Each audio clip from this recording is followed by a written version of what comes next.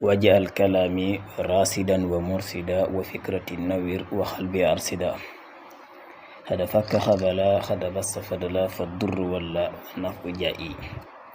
mbokk yi maa ngi leen di nuyu bu baax te di leen ziyaara te di leen ñaanal jàmm ju sax dàkk te di ko sàkku ci yéen. di leen wax ngeen woy di abonné tey partage vidéo yi tey laal j'aime bu fekkee liggéey bi neex na leen. yow mi nga xam ne gan nga ci seen bi aboneel. yow mi nga xam ne danga bëgg a tabbi ci université asrar bi bàyyil ma benn message su whatsapp boo ma woowee fanweeru appel itam duñu déggoo. bàyyil ma benn message su whatsapp lu mu gàtt nga wax ma ci sa tur ak sa sant. université bi gratuite la, moo xam ku bëgg a yokk xam-xamam wala ku bëgg a séddug jaamu yàlla yi li ko yàlla xamal. gannaaw loolu itam ñu fàttali leen garabu néew kattan bi yembaat na, garabu hémorroïde bi itam yembaat na incha allah. moo xam ki nekk fii ci réew mi wala ci bitim réew incha allah mën nga ci jot. mbokk yow mi nga xam ne ci boppam foo dem dañ lay naan dañ la liggéey, raba la yàkkal,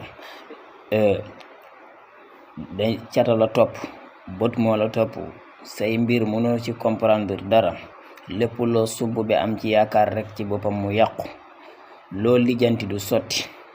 mbokk mi defal lii, dangay bind fatihatul kitab ba mu jeex, gannaaw aaya bu nekk nga indi wa in yakaadu lazina kafaru, nga dem ci suratul kahfi nga bind ci tàmbale saar gi ba ci sadadan ba nga baamu ko juróom-ñaari yoon.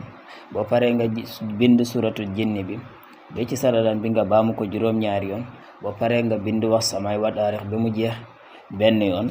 boo paree nga bind xawaati murabbaw gi, waaye balaa nga koy bind ci boppam xawaati mu kaafi gi murabbaw kaafi gi balaa nga koy bind ci boppam dangay bind falaxi ak naasi nga bind xawaatim bi. mbokk mi nga boole lii yépp nga raxas ko, wut pàccub sàmmeñ tàngal ko semmeñ tàngal ko ba mu tàng jër nga fay ko ci saafara bi, guux ci sangu ci ñetti fan. insha allahu rabbi lépp lu nekkoon ci yow dina deñ insha allah te loolu lijjanti mu sotti. danga tëju woon mënoo am dara. mbokk mi defal li insha allah. bu fekkee raba lay yàqal, nita la yàqal, dañ la sëf, dañ la sànni ci ay kii, mbokk mi defal li rek insha allah sunu borom xettali la ndem soob na borom bi. assalaamu aleykum wa rahmatullahi taala wa barakaatu.